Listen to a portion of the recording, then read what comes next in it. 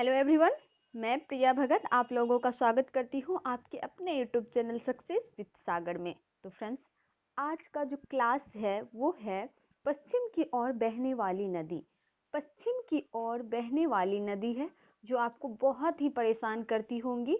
और फ्रेंड्स बता दें, अगर आप ये पढ़ लिए ना तो आपको अगर पूरब की ओर बहने वाली भी रिवर दे दिया जाए तो आप कभी भी कंफ्यूज नहीं करेंगे। तो फ्रेंड्स, आप लोगों से मेरा रिक्वेस्ट है कि आप लोग इस सेशन को एंड तक देखा कीजिएगा। अगर ज़्यादा अच्छा लगे तो आप अपने स्टडी ग्रुप में भी शेयर कर दीजिएगा। फ्रेंड्स, मुझे भी बहुत मेहनत लगती है वीडियो बनाने में, लेकिन आप लोग सपोर्ट नहीं करते हैं, तो मैं आप लोगों से रिक्वेस्ट कर रही हूँ, प्लीज़ आप मेरा हेल्प जरूर करें। देखते हैं, पश्चिम की ओर बहने वाली नदी का जो ट्रिक है वो है समानता। समानता है फ्रेंड्स, अगर आप ये याद कर लिए तो आपके क्वेश्चंस गलत होने का चांस ही नहीं है, 1% भी चांस नहीं है। बस आपको 1 से 2 बार रिवाइज करना है। इस वीडियो को 2 बार रिवीजन कर लेंगे तो आपके लिए मेमोरी परमानेंट फिक्स हो जाएगा, सेट हो जाएगी, आप कभी भी गलत नहीं करेंगे क्वेश्चंस को। तो आप इस सेशन को एंड तक जरूर देखिएगा, तब समझ में आएगा, नहीं तो कुछ भी समझ में नहीं आएगा। देखते हैं फ्रेंड्स, पहला जो लाइन है वो है पश्चिम की ओर बहने वाली नदी, तो आप ये ध्यान देंगे। नेक्स्ट जो है इसका ट्रिक है समानता। समानता है, अब देखते हैं हम लोग, समानता इसका ट्रिक है। फ्रेंड्स, 100 से हो जाएंगे साबरमती। पश्चिम की ओर बहने वाली नदी जो है फ्रेंड्स 4 है, बस 4 है, जो इस प्रकार है।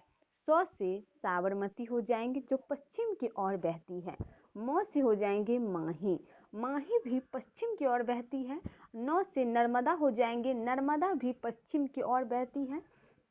ता से ताप्ती हो जाएंगे, ताप्ती भी नर्मदा, ताप्ती, माही, साबरमती पश्चिम की ओर बहने वाली नदी है। अगर ये आप 4 याद कर लिए तो आपके एग्जाम में कभी भी क्वेश्चन गलत होने का चांस ही नहीं है। जैसे कि आप लोगों को पता होगा, ढेर सारे एग्जाम है आपके पास। रेलवे का फॉर्म आपने भरा होगा, एसएससी का है, बिहार एसआई मेंस का है, स्टेट पुलिस है। तो फ्रेंड्स, आप लोग जरूर याद रखें ऐसे क्वेश्चंस को।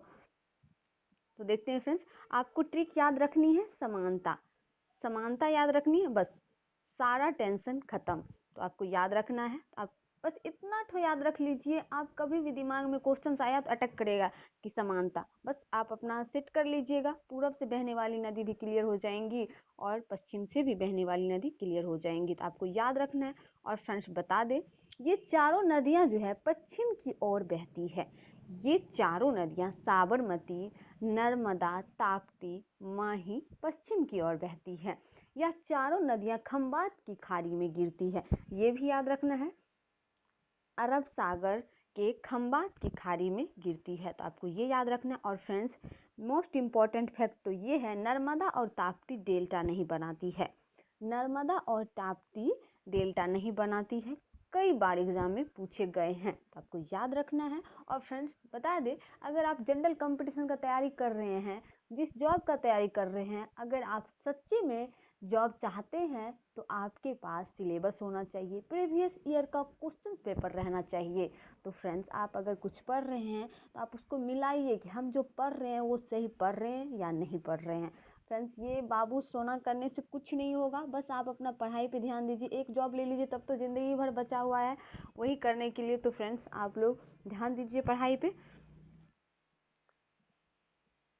ये तो यहाँ ख़त्म हो गई, तो आप लोगों को याद रखना है, पश्चिम की ओर बहने वाली की ट्रिक थी समानता, और ये चारों नदियाँ पश्चिम की ओर बहती है। मैं रिपीट करके आप लोगों को रिवीजन करा देती हूँ।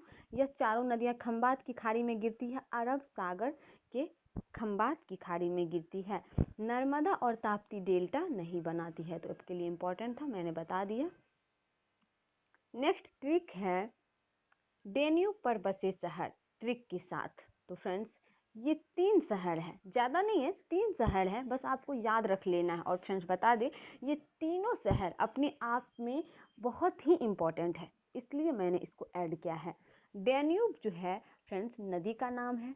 ये सारे 3 ही शहर है, जैसे कि डेन्यूब से मैंने ट्रिक बनाया है बेबुआ। बेबुआ ट्रिक है, अगर आपको आपके सामने कोई भी क्वेश्चन आ गया तो आपको दिमाग में आना चाहिए कि मैंने पढ़ा है, ये है, इसका ट्रिक है बेबुआ। तो देखते हैं।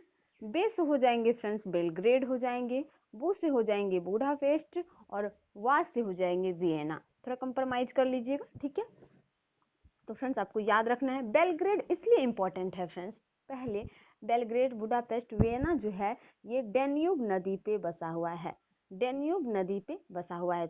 ये तो आपको पहले याद रखना है। इसका ट्रिक जो है, इसका ट्रिक है बेबुआ। तो बेलग्रेड जो है फ्रेंड्स गुट निरपेक्ष का हेडक्वार्टर है, बेलग्रेड जो है गुट निरपेक्ष का हेडक्वार्टर है। तो ये आपको याद रखना है। और फ्रेंड्स बता दें कि गुट निरपेक्ष को शॉर्ट में कहते हैं नाम, NAM। It's very important fact, तो आपको याद रखना है। तो फ्रेंड्स इसका कैपिटल का बात कर लेते हैं, लेकिन पहले आप लोगों को ये याद हो चुका होगा कि डेन्यूब पे बसा शहर जो है बेलग्रेड है, बुडापेस्ट है, वियना है। इससे ट्रिक है बेबुआ, तो आपको याद रखना है। फ्रेंड्स बेलग्रेड जो है सर्बिया की कैपिटल है, सर्बिया का कैपिटल जो है बेलग्रेड है। बेलग्रेड में गुट निरपेक्ष का हेडक्वार्टर स्थित है। और फ्रेंड्स बता दें कि गुट निरपेक्ष का पहला सम्मेलन जो हुआ था 1961 में हुआ था, 1961 में गुट निरपेक्ष का पहला सम्मेलन हुआ था, जो कि बेलग्रेड में ही आयोजित किया था। इसका हेडक्वार्टर भी बेलग्रेड है। मैं चिल्ला चिल्ला के इसलिए बोल रही हूँ क्योंकि आपके लिए इम्पोर्टेंट है, इसलिए। और फ्रेंड्स बता दें कि इसमें जो अध्यक्षता किया था जवाहरलाल नेहरू किए थे। और फ्रेंड्स आपको पता होगा पहला भारत का पहला प्रधानमंत्री पंडित जवाहरलाल नेहरू ही है, तो आपको याद रखना है। बात करें फ्रेंड्स नेक्स्ट की, बुडापेस्ट का कैपिटल जो है हंगरी है, बुडापेस्ट का कैपिटल जो है हंगरी है, तो आपको याद रखना है। नेक्स्ट है वियना, वियना का कैपिटल जो है ऑस्ट्रेलिया है। और फ्रेंड्स आपको याद रखना है। तो फ्रेंड्स आज का सेशन इतना ही, आज के लिए इतना ही फ्रेंड्स।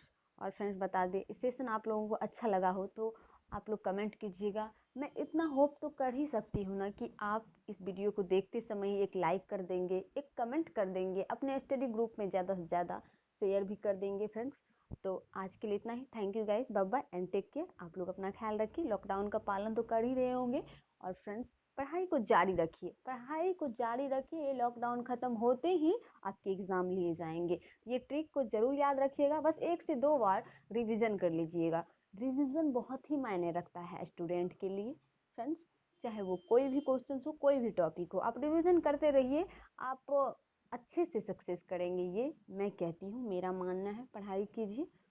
तो thank you guys, bye bye and take care.